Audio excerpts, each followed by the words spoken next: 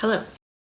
Hey, this is a reading wrap-up. I filmed in two parts. The first part I go over the books I read in July, and the second part is books I read in August and September. Today I want to go over all the books that I read in July. I actually read quite a few, and that was due to two of them being novellas. I was in a reading slump, so I wanted to try to get out of that, and it worked. The first book I read was Every Heart a Doorway. It's a novella. It's the first one in the Wayward series, where kids kind of stumble onto magical doorways, and the doorways are dependent on the individual who's actually walking through them, so kind of like the way Narnia is, except less Christian. But this is dealing with the fact that they come back to the normal world and they have to deal with reality. So there's some effects that kind of come with that, and so these kids kind of come together in this school to kind of cope with that. This first one follows a girl who's coming back from a doorway and she's being introduced to the school and such. It was pretty good. The concept is very interesting, so I want to continue reading the next one, but this one was just kind of setting up the world and kind of what to expect, so I gave it 3 stars. The next book I read was called 4,000 Weeks. It's a self-help book in regards to making you take a look at your life and acknowledging that we only have 4,000 weeks to live. As grim as it sounds, it's actually pretty inspiring, and it motivated me to kind of be proactive in my life. Makes you reevaluate your life, and the hope is that you live 4,000 weeks, but you could live less. And 4,000 weeks kind of equals to, I think, around 80 years. Really good. I gave it 4 stars. And the last book is called My Sister the Serial Killer. I really enjoyed this book. It's a novella. It was really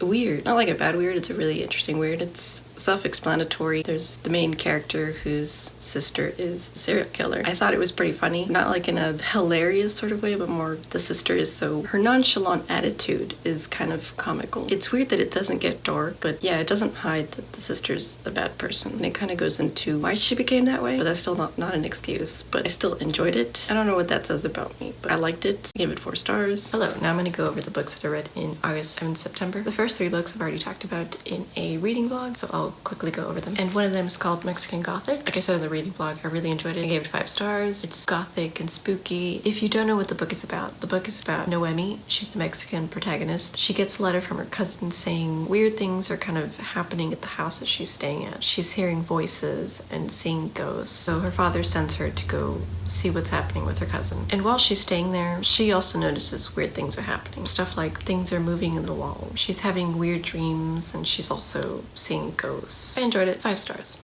The next book is Gone Girl. I enjoyed it. I read it to compare it to the movie. The movie is almost exactly the same as the book. I don't think you really miss anything, but if you enjoy reading, definitely worth it. Since I enjoyed it, I gave it 5 stars. It's a good time. And then the other book I mentioned in the reading vlog was Talking as Fast as I Can by Lauren Graham. I picked it up because I was rewatching Gilmore Girls, as one does, and I heard that she wrote this book, so I picked it up. The parts I liked the most were What It Was Like Part 1 and 2, where she goes over kind of the episodes of Gilmore Girls, which is a lot of fun. I physically read it and also listened to the audio, because why would you not listen to the audio? I enjoyed it. But yeah, 4 stars. This next book I didn't talk about in the reading vlog, and that's Codependent No More. It's a self-help book. I mostly felt weird talking about a self-help book, but it's actually helped me, so I think it's worth sharing that it's a good book. It's really eye-opening on toxic relationships and how they manifest and what they look like. What you take away is what actions you put in. Yeah, I don't know. It's not for everyone, but I value the book, so I give it 4 stars. And the last book is The Shining. This is a really fantastic book. I loved it. I wanted to read it because I had seen the movie, but I also wanted to read the book.